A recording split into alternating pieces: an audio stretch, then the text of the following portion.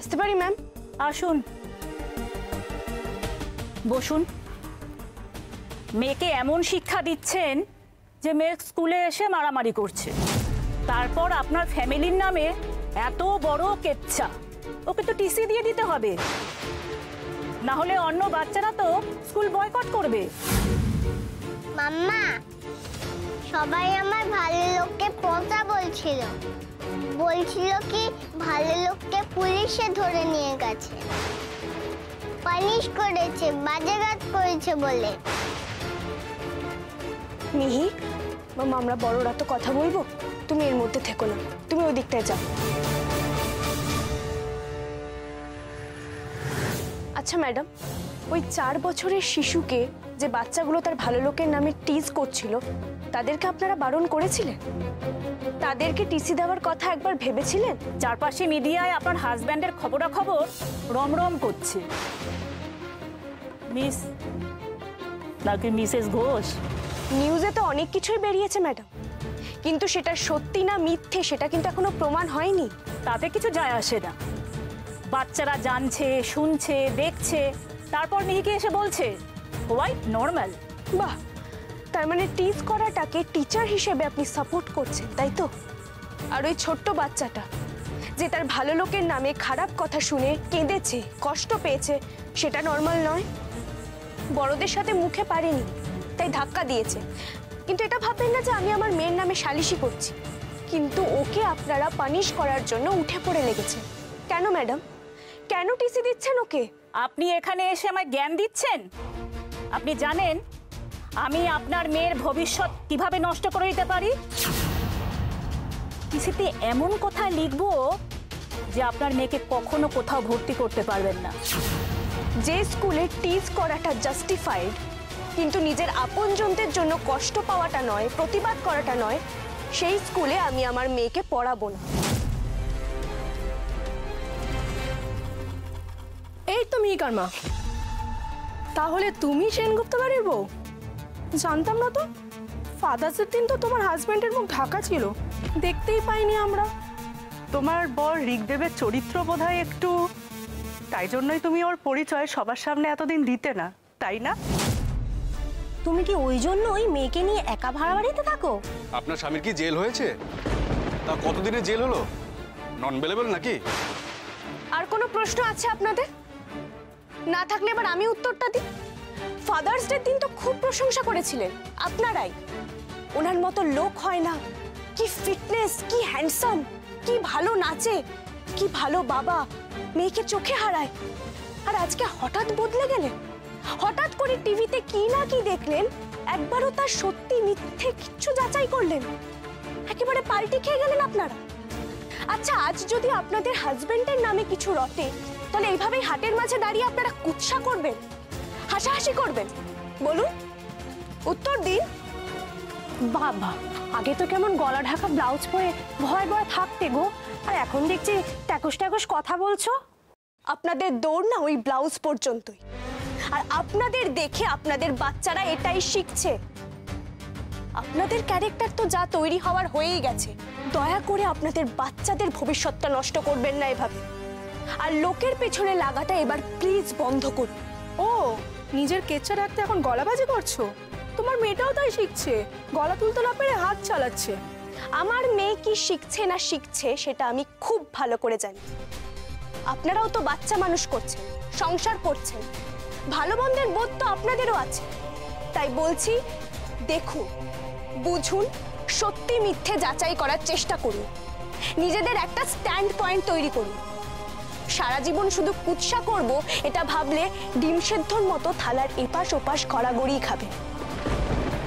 কথাটা মনে রাখবেন, ভবিষ্যতে কাজে লাগবে। চল মিহি।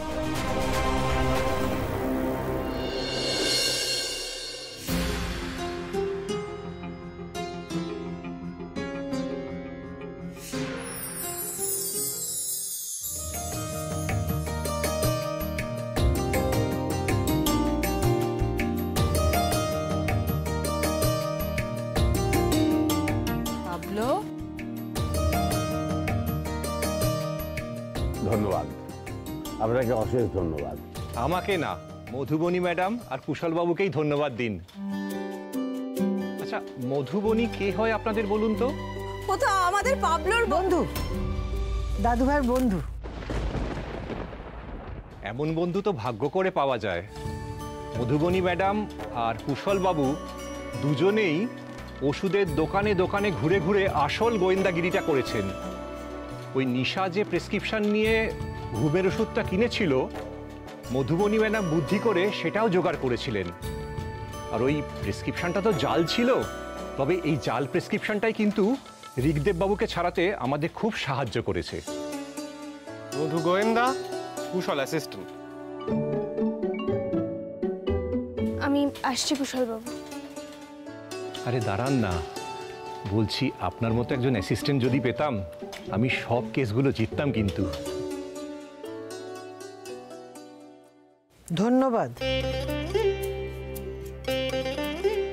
দেখো, তোমার সম্পর্কে যাই ভাবি বা তোমাকে যাই বলি না কেন, আজ তুমি দাদু ভাইয়ের জন্য যা করেছো তার জন্য তোমাকে ধন্যবাদ না জানিয়ে পারছি না।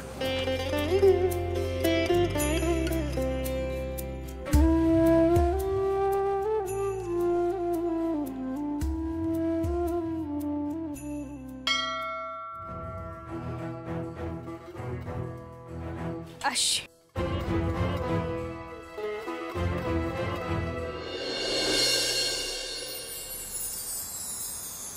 ঠাকুর, তুমি সহায় না হলে আজ ঋগদেব বাবুকে নির্দোষ প্রমাণ করা সম্ভব হতো না ঠাকুর। ঋগদেব বাবু বের না হওয়া অবধি আমি জলস্পর্শও করতাম না। আজ তোমার চরণামৃত মুখে দিয়ে আমি নির্জলা উপোস ভঙ্গ করব।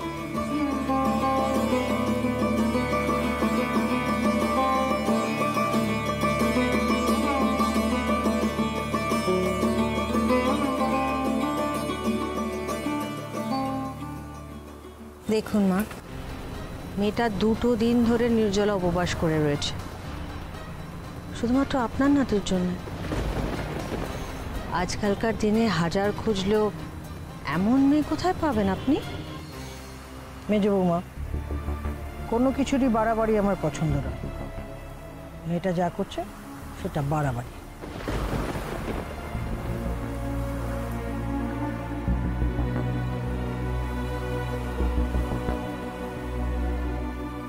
কোথায় যাচ্ছ দাদু ভাই? আমি মধুবনীর সাথে একবার। এখন থাক, তুমি ক্লান্ত, বাড়ি ফিরে চলো। ঠাকুর ঠাকুর করে ঘরের ছেলে ঘরে ফিরে চলো। মা যাক না। না মানে, ছেলেটার দিকে তাকিয়ে একবার দেখুন, কেমন মায়াময় চোখ দিয়ে মধুবনের দিকে তাকিয়ে আছে। মধুবনীও নিশ্চয়ই ঠাকুরের কাছে এখানে অপেক্ষা করছে পাবলোর জন্য। ওদের হয়তো অনেক কথা মনের মধ্যে জমে আছে, একে অপরকে বলবে বলে। আর তাছাড়া 2 দিন ধরে মেয়েটা কিচ্ছু খায়নি, কিচ্ছু মুখে তোলেনি। একটু কথা বলে নিক না ওরা। এত কথা বিশেষ, ছেলেটা ক্লান্ত। আহা সুরমা, ক্লান্ত তো আমরাও। শরীরের ক্লান্তির চেয়ে মনের ক্লান্তি কম কিছু নয়। ছেলেটার জন্য বড্ড দুশ্চিন্তা গেছে হতে। চলো একটু গঙ্গার হাওয়া খেয়ে আস। আমি কোথাও যাব না, আমি দাদু ভাইকে নিয়ে এখন বাড়ি যাব, বুঝেছো? তোমার জান না, আমি তো আছি বাবা, চিন্তার কি আছে? চলো চলো, রিক দাদু ভাইকে একটু মলয় বাতাস উপভোগ করতে দাও। চলো চলো চলো চলো চলো। আরে এসো এসো। এটা যাও, কথা বলো।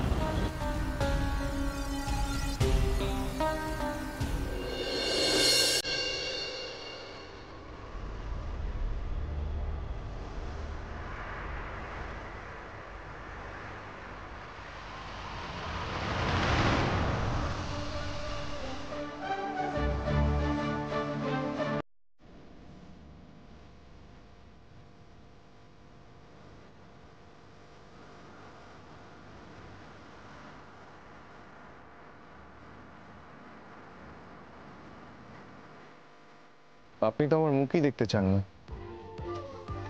তাহলে ঠাকুরের কাছে মানত করেছিলেন কেন? কে বলেছে আমি মানত করেছি? আমি কি এমনি এমনি মন্দিরে পুজো দিতে আসতে পারি না? আমি আপনাকে খুব ভালো করে চিনি মধুবনী। হয়তো আপনার নিজের থেকেও বেশি ভালো করে।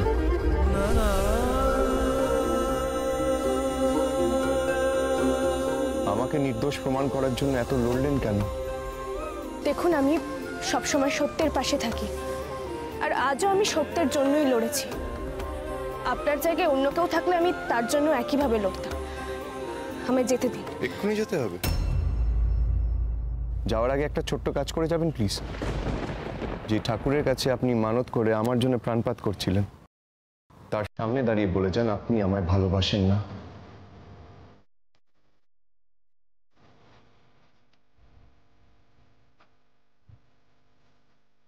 অদ্ভুত আবদার করছেন আপনি। আমি এসব কিছু বলতে পারবো না, আমাকে প্লিজ যেতে দিন। বলতে তো আপনাকে হবেই মধুবনী। আপনি সত্যি কথা বলতে পারবেন না কেন? আপনি আমায় ভালোবাসেন না। It's as simple as Madhubani ঋগদেবকে ভালোবাসেন। বলুন। হয় আপনি স্বীকার করবেন আপনি আমায় ভালোবাসেন, নাহলে এই ঠাকুরের সামনে দাঁড়িয়ে আপনাকে বলতে হবে আপনি আমায় ভালোবাসেন না। তারপর আমি আর কিচ্ছু বলবো না, আপনার কাছে কোনোদিনও নিজের মুখ দেখাবো না। I promise. একবার শুধু বলে দিন। আমি বুঝতে পারছি মধুবনী, আপনি আপনার মনের ভেতরের অনুভূতিটা খুলে কেন বলতে পারছেন না। আমি জানি আপনি আমায় ভালোবাসেন, কিন্তু আমার কাছে আসতে ভয় পান। আমরা ভয় থেকে, হেজিটেশন থেকে, ফার্স্ট স্টেপ নিতে গিয়ে রিজেক্টেড হওয়ার আশঙ্কা থেকে এগোতে পারি না, প্রথম পদক্ষেপ নিতে পারি না। কে প্রথম কাছে এসেছি স্বীকার করে উঠতে পারি না। 5 বছর আগে আমি আপনার মতোই ছিলাম মধুবনী, কিন্তু এই 5 বছরে আমি বদলে গেছি। ভালোবাসার কাছে মাথা নত করে ভালোবাসাকে জয় করার মন্ত্র শিখে নিয়েছি। আর আমার আপনার প্রতি ভালোবাসা যদি সত্যি হয়, আগামী 10 দিনের মধ্যে আমাদের বিয়ে হবে। প্রথম কাছে এসেছি, কে প্রথম কাছে আপনি নিজের স্বেচ্ছায় এসে আমার পাশে বিয়ের পিঁড়িতে বসবেন। ঠিক 10 দিনের মধ্যে আমার ভালোবাসার দিব্যি।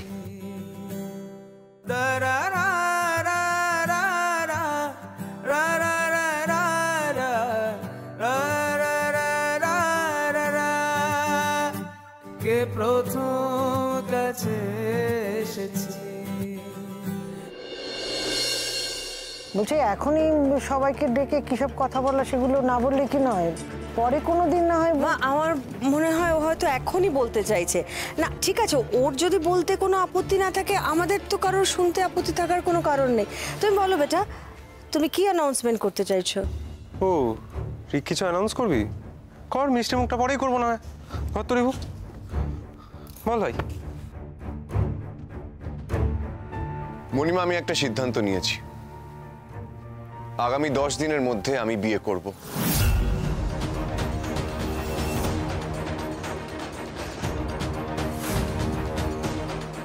আর বিয়ে আমি মধুবনীকেই করব। শাবাশ মেরে সে।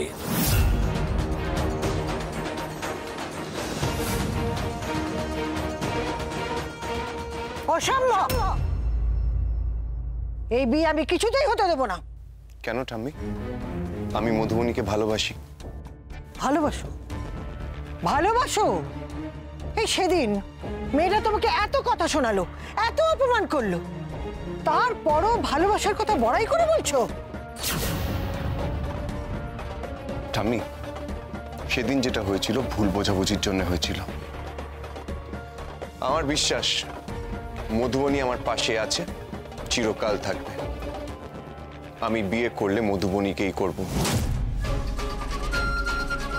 আমি এবার আর কোনো মতে হার মানব না।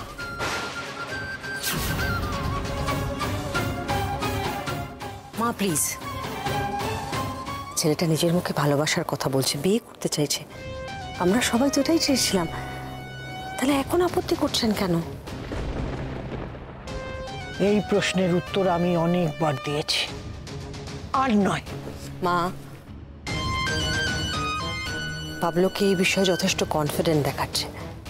এখন আমরা সবাই মিলে যদি আপত্তি করি তাহলে হিতে বিপরীত হতে পারে মা। আমি যে কেন এই কনফিডেন্সটা স্নেহার সামনে দেখাতে পারলাম না, সব কিছু চোখের সামনে তছনছ হয়ে গেল। ভালোবাসার জন্য মানুষ কি কি করতে পারে তার একটা গল্প বলি তোমাদের। একটা ছেলে একটা মেয়েকে খুব ভালোবাসতো। মেয়েটিকে ছাড়া ছেলেটির জীবন অন্ধকার। মেয়েটির বাবা চার পুরুষের বিরাট বড় লোক, বিত্তবান। আর ছেলেটির বাবা সবে একটা ফ্যাক্টরি দাঁড় করানোর চেষ্টা করছে, খুব টানাটানির সংসার। ছেলেটির চোখে অনেক বড় হওয়ার স্বপ্ন, সেও তার বাবার সঙ্গে কাঁধে কাঁধ মিলিয়ে লড়াই করছে।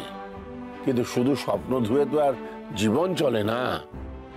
মেয়েটির পরিবার এই ছেলেটিকে মানল না, কিন্তু তবু ওরা দুজন রোজ লুকিয়ে লুকিয়ে দেখা করে। ছেলেটির কাঁধে মাথা রেখে মেয়েটি বসে থাকে, আর ছেলেটি গান শোনায় মেয়েটিকে। মুখটা বন্ধ করো তো, ভর দুপুরে কার না কার প্রেমের গল্প শোনাতে শুরু করেছে। প্লিজ ঠাম্মি বলতে দাও না। আমি চিনি ছেলেটাকে, বাকিটা বলতে দাও না। হ্যাঁ দাদু বলো, বাকিটা বলো। তারপর একদিন মেয়েটি এসে বলল আজই তাদের শেষ দেখা।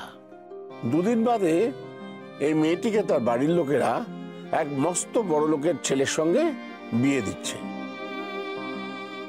মেয়েটি আর লড়াই করে পারল না, কিন্তু ছেলেটি তো হাল ছাড়বার পাত্র নয়। বিয়ের দিন ওই মেয়েটি বেনারসি পরে বিয়ের পিঁড়িতে বসে আছে, এমন সময় ছেলেটি ওইখান থেকে মেয়েটিকে তুলে নিয়ে চলে গেল, একেবারে ভাগিয়ে নিয়ে এলো। এ তো পুরো সিনেমার গল্প। সিনেমাই তো। তারপর সেই দিনই তারা মন্দিরে বিয়ে করে সংসার করতে শুরু করলো। তারপর সংসারও বাড়লো, ফ্যাক্টরিও বাড়লো। একটা সময়ের পর ওই মেয়েটির বাড়ির লোক এই জামাইটিকে মেনে নিল। সেই জামাই হয়ে উঠলো তাদের নয়নের মণি। এখনো কিন্তু সেই বুড়ো বুড়ি তাদের নাতি নাতনিদের নিয়ে বহাল তবিয়তে ঘর করছে। আচ্ছা বলো তো, এই গল্পটা এখন বলার কারণটা কি? আমি জানি, মানে এখনকার বুড়োরাও ইয়াং বয়সে হিরোগিরি করতো। কারণটা হলো এটাই যে একবার যদি সাহস করে সমাজ, সংসার এইসব প্রতিকূলতার বিরুদ্ধে গিয়ে ভয় না পেয়ে লড়ে নেওয়া যায়, একবার যদি রিস্কটা নেওয়া যায়, তাহলে বাকি জীবনটা স্বপ্নের মতো হয় দাদু ভাই। কিন্তু ওই একবারের রিস্কটা নিতে হবে।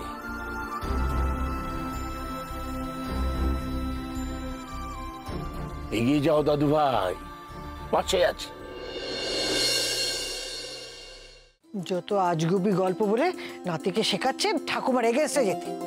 বিমরতি হয়েছে তোমার? বিমরতি হয়নি, দাদুভাইকে তোমার এগেনস্টে যেতেও বলছি না, শুধু ভালোবাসার হাতটা ছাড়তে না বলছি। আমার কিন্তু কোনো বন্ধুর দাদুরা তাদেরকে এরকম প্রেমের গল্প শুনিয়ে না ইন্সপায়ার করে না। তুমি কিন্তু বেস্ট। দেখ এবার যদি তোর কপালে কেউ জোটে। আর মারছিস কেন? আচ্ছা ঠিক আছে, এবার তোরা থাম বাবা। শোনো না দাদু, বলছি ওই লোকটা কি গান বেশ গাইতো? গানটা বর্ণে গন্ধে ছন্দে গীতিতে হৃদয়ে দিয়েছ দোলা, রঙেতে রাঙিয়া রাঙাইলে মোরে একই তব হরি খেলা। চুপ করো তো, ভর দুপুরে হেরে গলায় গান ধরেছে। যত যাই করো, এই বিয়েতে কিন্তু আমাকে রাজি করাতে পারবে না। আমি এই বিয়ের এগেনস্টেই থাকবো, কতটা মনে রেখো। তুমি যে ফাগুন রঙের আগুন, তুমি যে রসের ধারা, তোমার মাধুরী তোমার মদিরা করে মোরে দিশাহারা। না যেও না।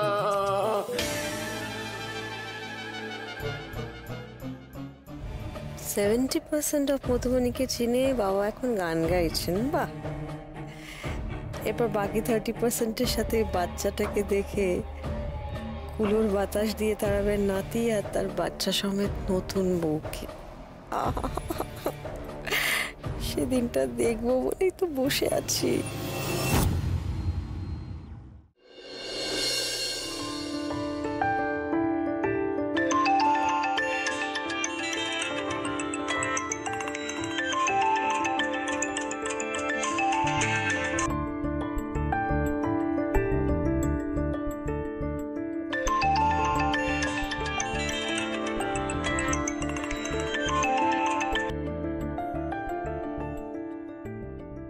মধুবনী ঘোষ কথা বলছেন? আমি প্রিল্যান্ডের সিইও ঋগদেব সেনগুপ্ত কথা বলছি।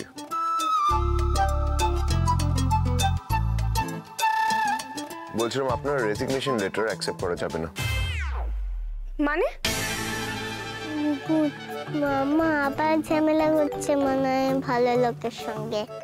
একটু পরেই আবার কাণ্ড করবে। আমার কথা মিলিয়ে নিস। কেন কেন অ্যাকসেপ্ট করা হবে না? অ্যাকসেপ্ট করা যাবে না কারণ এইভাবে হুশ করে কেউ রেজিগনেশন লেটার সাবমিট করে অফিস ছাড়তে পারে না মধুবনী ঘোষ। আপনি আপনার কন্ট্রাক্টের নিয়মগুলো ঠিক করে পড়েননি বোধহয়। ওতে একদম ক্লিয়ারলি স্টেট করা রয়েছে আপনার রেজিগনেশন লেটার, আপনি যদি কখনো রেজিগনেশন লেটার সাবমিট করেন সেটা হায়ার অথরিটির কাছে যাবে। তারা যদি সেটা অ্যাকসেপ্ট করে তারপরে 2 মাস আপনাকে নোটিস পিরিয়ড সার্ভ করতে হবে, তারপর এনওসি দিতে হবে। অনেক লিগ্যাল ইস্যুস আছে এখানে। ওকে ফাইন, আমি সব লিগ্যাল ফর্মালিটিস কমপ্লিট করব, কিন্তু আমার রেজিগনেশন অ্যাকসেপ্ট করতেই হবে। এসব কথা এভাবে ফোনে হবে না, আপনি অফিসে আসুন, কথা হচ্ছে। পারবো না, চাকরি তো আমি ছেড়ে দিয়েছি, কেন যাব আমি? মধুবনী ঘোষ মাইন্ডেড, আমি কিন্তু টেকনিক্যালি এখন আপনার বস। বলছি অফিসে আসুন, কথা হবে। ওকে আসছি আমি, বস। মিহি, আমাকে একটু অফিসে যেতে হবে, আমি আসছি। তুমি এরাজিদের কাছে ভালো মেয়ে হয়ে থাকবে, কেমন? আমিও যাব। না মামা, আজ প্লিজ তুমি জেদ করবে না। আমার তো ছুটি মাম্মা স্কুলে, আমি অফিস যাব। উফ বাবা, বড্ড জেদ করিস। না না, আমিও যাব, আমিও যাব। আচ্ছা আচ্ছা ঠিক আছে, যাস। বস হয়ে আমাকে ডেকে হ্যারাস করা তো, আমাকে রিজাইন না করতে দেওয়ার ছুতো খোঁজা। মধুবনী ঘোষকেও চেনেননি আপনি ঋগদেব সেনগুপ্ত? অফিসে যাই একবার, দেখাচ্ছি মজা।